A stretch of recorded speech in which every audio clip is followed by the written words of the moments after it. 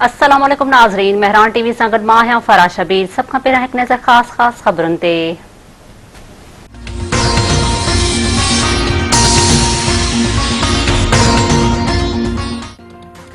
मुल्क अंदरि corona virus सबबि वधीक 95 मरीज़ ज़िंदगी जी जंग हाराए छॾी। गुज़िरियल 24 कलाकनि दौरान 3221 नवां केस ज़ाहिर, 4896 मरीज़नि जी हालत ॻणतीअ जोगी।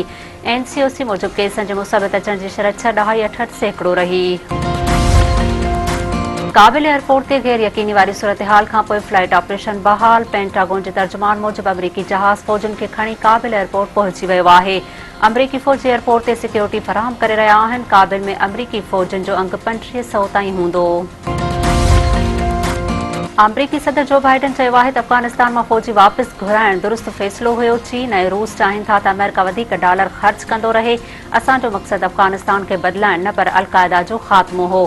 अशरफ गनीअ खे चयो हो त तालिबान सां ॻाल्हियूं कर, पर हुन इनकार कयो। ज़रूरत पई त दहशतगर्दीअ ख़िलाफ़ अफ़गानिस्तान में ॿीहर कार्रवाई कंदासीं।